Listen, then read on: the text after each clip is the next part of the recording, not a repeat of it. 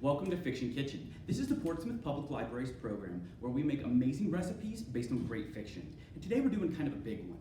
We are going to Middle-earth, the Lord of the Rings universe from Tolkien. Now, the recipe, there's a lot that we could choose from, but I think one of the most iconic is Lembas bread. And what this is, it's also called elven bread or way bread because it's an elvish recipe that's used as a travel food. And the reason is, it can last for months properly stored. And a small bite can fill and fuel a grown man for a full day. Now in the book, it's described as this special kind of bread that has this light brown outside, cream colored inside, and a pleasant sweet taste. Now, the magical properties are gonna be a lot harder to get right in real life, so let's focus on the taste. I've searched far and wide and I found a recipe that I think will work well for this. So let's jump right in and give it a try. All right, to make this recipe, you are going to need 2.5 cups of white all-purpose flour, 1 tablespoon of baking powder, 1/4 teaspoon or so of salt, 8 tablespoons or a stick of cold, almost frozen butter, 1/3 cup of brown sugar. You'll need a teaspoon of cinnamon, a teaspoon of honey, 2/3 of cup of heavy cream, and then about a 1/2 teaspoon of vanilla.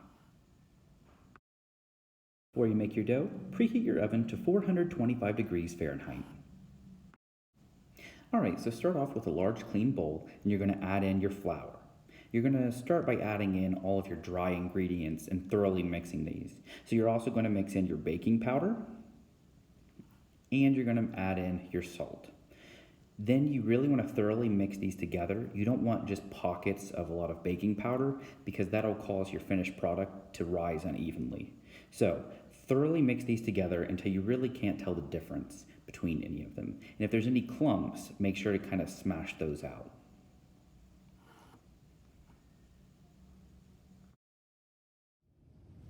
Now I'm going to show you a little trick for using a cheese grater and almost frozen butter when you're working with making a dough that requires like a whole stick of butter. Let me show you how it works. So to help get the texture that we're looking for, it's a lot easier to just grate the butter on a medium setting and you get these very small fine pieces rather than using a knife and cubing it. These are the kind of pieces that you're looking for. You really do want to make sure that you grate all of the butter and then kind of clean the grater to get it all into the bowl. Then you're going to begin to mix the butter and flour together.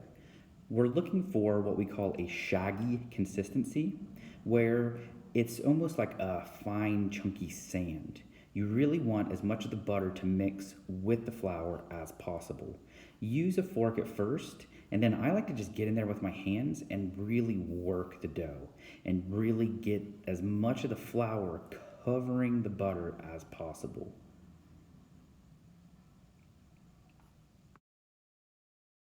So here is the shaggy, sort of sandy, clumpy texture that we're looking for. The butter and flour are really well incorporated together. Now we're going to add in the rest of our dry ingredients.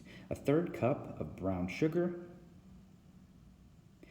a teaspoon of cinnamon, and then again, you really want to thoroughly mix this. You don't want little pockets that are super concentrated with the cinnamon, or it'll be too strong. You don't want big chunks of sugar that'll melt or burn. You really want to get it as uniform as possible. Again, if you have chunks, try to break them up the best that you can. You'll notice a color change because we're adding the brown sugar and the brown cinnamon. That's fine, just you want it to sort of be mixed in together, not little pockets of the brown. We've done the dry ingredients, now for the wet ingredients. We're going to add in 2/3 cup of heavy cream. And you may find later on that you need a little more. You can add more later. Better to add too little at first. Next, we're going to be adding in our 1/2 teaspoon of vanilla. And then adding in your honey looking for about a half of a teaspoon, but you can add more if you like to. Now you're going to mix this together to get your wet, solid dough. And this can take a little bit of time, and this is where it really kind of, every dough is different. Sometimes you have to add in more of your wet ingredients because it's just not holding together well. Really, you're just going to have to play around with it. See how it's starting to stick together now? At this point, I like to, again, go in with my hands. It helps me to make sure it's packed together. And if it doesn't pack, if it kind of just keeps crumbling apart, I know I need to add more of my wet ingredients. Just add more of the cream. And then add a little at a time until it finally sticks together as a dough ball. But I do recommend mixing it for about a minute first because it can just take some time to form a ball. Here is sort of the texture that we're looking for. It's a little dry. I could maybe add a little bit more, but it's sticking together, and that's what I want. All right, time to roll our dough out. You want to start by adding a thin dusting of flour to your work surface. The reason is this is going to help your dough not stick to the table and then just sort of peel off and break apart. Then go ahead and just sort of test. Does your dough stick to the table? If it doesn't, then you're good to go. I'm using just a regular wooden rolling pin, and we're going to be flattening and rolling out our dough until we get about a 1/2 inch thick. And this just takes a little time and practice. If you find that you're kind of forming those cracks, press those back together. It's your dough, you can manipulate it however you want to. And then you're just gonna keep rolling. Now, you see here that some of the dough is starting to stick to the rolling pin. And to avoid that, what you can do is just add a fine, thin layer of your flour on top of the surface. And that's actually gonna help your dough not stick onto the rolling pin. And again, we're going for about 1/2 inch thick.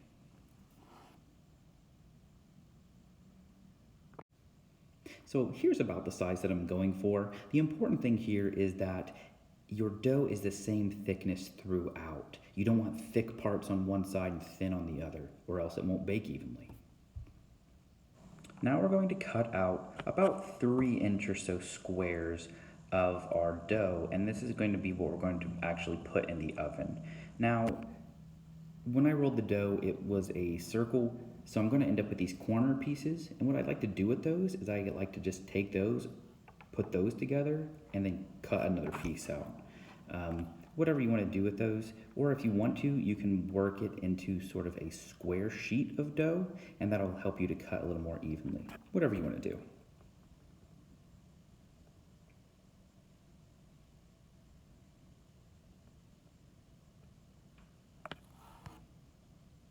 Once you have all of your pieces cut, then you're going to transfer this to a baking sheet, and then we're going to cut crosses on the top of it. Let me show you what I mean. Here you can see I've transferred to the baking sheet and I've cut diagonal from corner to corner. That's going to help when the dough begins to rise, it's going to help it to bake evenly inside and out. And it just kind of looks cool. Let's take it to the oven.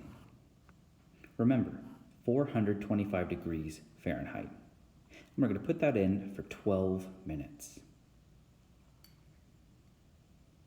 Here we can see them rising as they're cooking. And you can see sort of the golden brownish color around the edges. This lets us know that these are done. Here you can see the finished product plated. You can see the golden brown color. You can see the sort of doughy, warm, crummy inside. These are ready to go and perfect. Now what I like to do with them is top them. In this case, I'm choosing honey. And there you have it, Lembas Bread. Thanks so much for joining us for another installment of Fiction Kitchen. I hope you follow along and your recipe turns out amazing. If you're interested in more fiction-inspired recipes, feel free to subscribe to our channel or check back each month and we'll have a new video for you. If you're interested in Lord of the Rings series or need help finding similar books, feel free to come into the library or give us a call at 740-354-5688. We'd love to help pair you with your next great read. Thanks for watching Fiction Kitchen, guys. We'll see you next time.